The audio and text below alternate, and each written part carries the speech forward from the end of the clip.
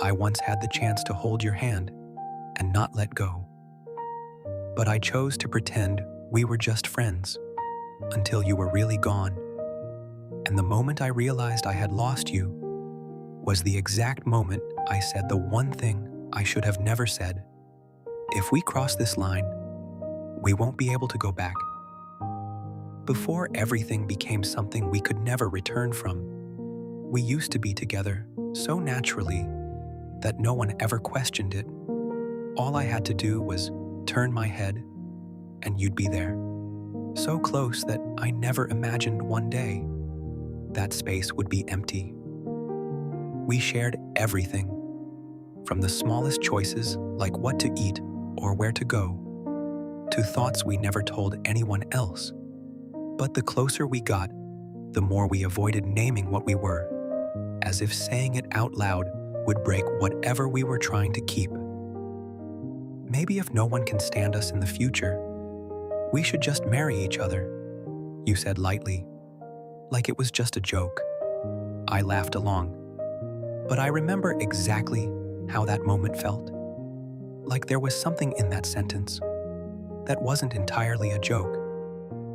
The way we touched each other always felt natural, pulling each other across the street, leaning in when tired, without needing a reason.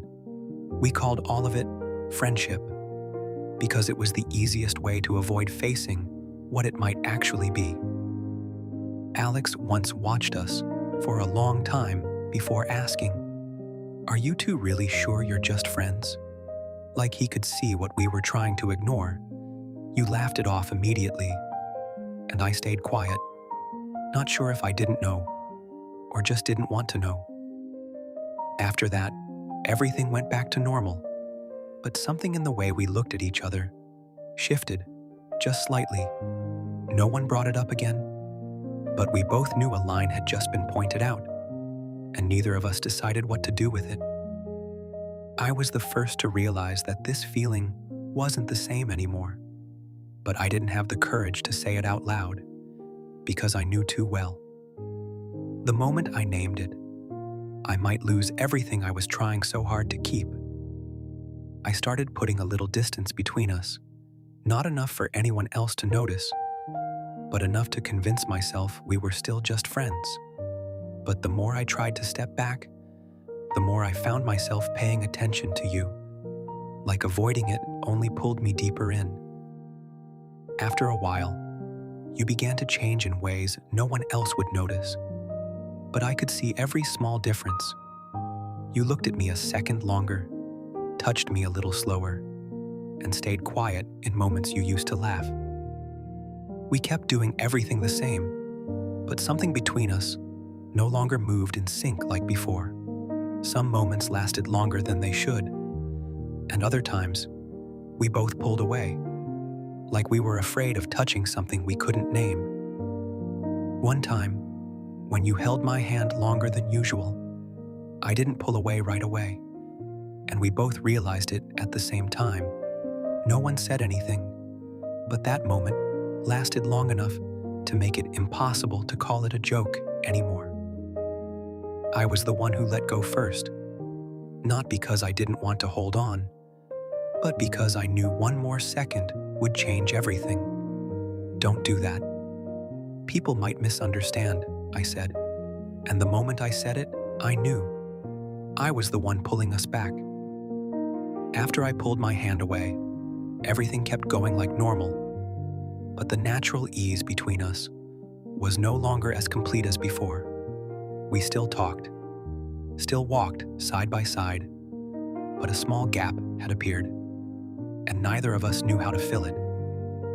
You acted like nothing had happened, smiling, talking like before, touching me at the right moments and pulling away just in time, as if trying to keep everything within a safe boundary. But the more appropriate you were, the more I realized you were being careful with me, like you were afraid of repeating something. There were moments when I caught you looking at me longer than usual, not absent-minded like before, but intentional. And every time it happened, I was the one who looked away first, like if I held that gaze for one more second, I wouldn't be able to pretend anymore. Whenever a moment became too quiet, too close, I always found a way to break it with a random sentence or a meaningless action. I told myself I was keeping things stable, but in reality, I was pushing us away from what we both clearly saw. Alex looked at us again, this time not asking, just saying that we were making things harder than they needed to be. I didn't respond, and you only gave a small smile, but neither of us denied it anymore. We never said it out loud, but we started spending less time alone together, as if we both silently agreed we needed distance. But the more we avoided each other, the more I realized how empty everything felt without you beside me. There were small moments, like when I turned to say something, then stopped because you weren't there anymore. And it was those tiny gaps that made me realize what we had was never as simple as I tried to believe. Then one day, everything slipped back to how it used to be, naturally, like neither of us could stand the distance any longer. We sat next to each other again, talked like nothing had happened, but this time, neither of us was truly carefree anymore. You touched my hand again, softer than before, but clearer, like you were testing whether I would pull away. I didn't pull back immediately, but I didn't hold on either, and that hesitation made the air between us heavier. No one said anything for a few seconds, but that silence felt longer than all the others combined. I knew you were waiting, and you knew that I knew, but we both stayed still, delaying the inevitable. For the first time, you were the one who moved forward, not with words, but by holding my hand a little longer. It was no longer unconscious, no longer a habit, but a clear choice that I couldn't pretend not to understand. I could feel clearly that I didn't want to let go, but I still didn't have the courage to hold on as an answer. That moment pulled me out of everything I had been telling myself all this time. You didn't ask directly, just quietly said, "Would it be okay if we kept going like this forever?" But I understood it wasn't a simple question, because it was forcing me to decide something I had been avoiding all along. I smiled lightly and said we were already like that, as if saying it would bring everything back to how it used to be. But this time, you didn't smile back, and your silence made my words feel emptier than ever. The air between us grew so heavy that neither of us could keep pretending like before. I realized I had pushed everything to a point where either I spoke the truth or I would lose it in another way. You looked at me, this time without avoiding, without joking, leaving me no space left to escape, and I understood that the next moment would decide whether we keep each other or lose everything completely. You didn't avoid me anymore. Your eyes locked onto mine, as if you had decided you wouldn't let me run away this time. The air between us grew so heavy that one wrong sentence could shatter everything beyond repair. "What are we really?" you asked, your voice not loud, but sharp enough to cut through everything I had been trying to avoid. I didn't answer right away, because I knew any answer now would come with a price I wasn't ready to pay. I gave a small smile and said we were still the same, as if repeating it would keep everything where it used to be. But this time, even I could hear the strain in my own voice, like those words no longer convinced anyone, not even me. You shook your head slightly and asked what "the same" even meant, when both of us were acting like we weren't just friends anymore. It wasn't a loud question, but it was enough to break the thin layer I had been hiding behind. I tried to find a safe way to answer, but the more I thought about it, the clearer it became.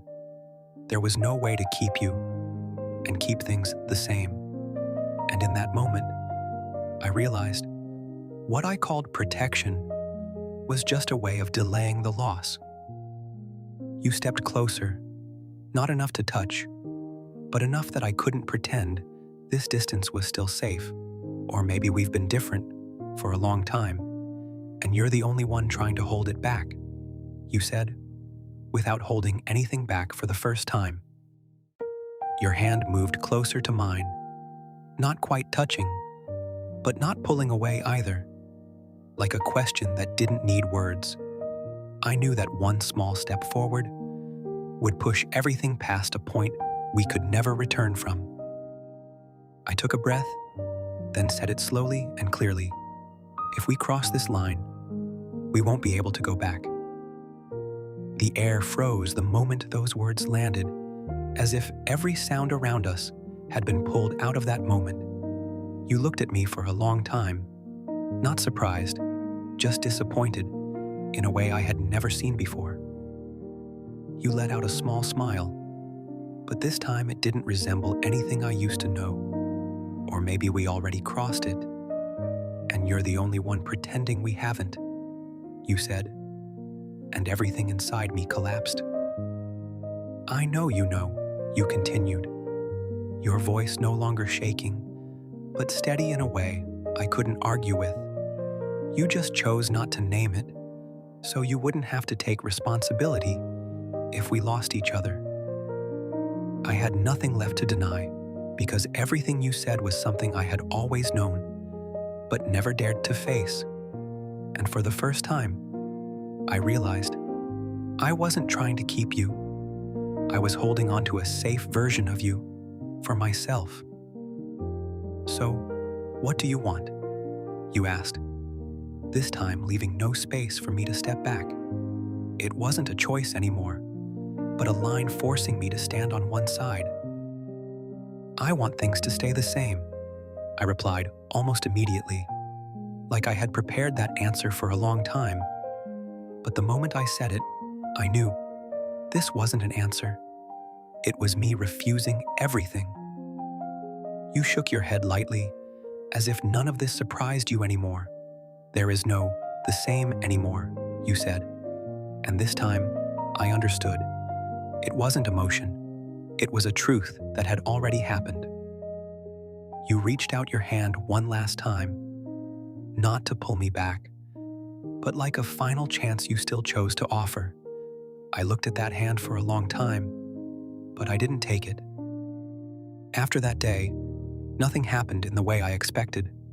No argument, no official ending, not even a proper goodbye. We just stopped standing close to each other, and that distance was never mentioned, but it was always there. We still texted, but shorter, less often, and without those meaningless, long conversations we used to have. There were times I read a message and didn't know how to reply, and he never followed up again. Sometimes I still turned instinctively to say something to him, then froze when I realized he wasn't there anymore. And it was in those tiny moments that I understood. I didn't just lose a person, I lost an entire habit. We still met in unavoidable situations, but our conversations became so proper, they felt distant. No more touching, no more lingering eye contact, like we were both trying to keep everything within a new boundary. He still smiled the same way, still talked like before with everyone else. But I realized I was no longer the one who made him smile like that.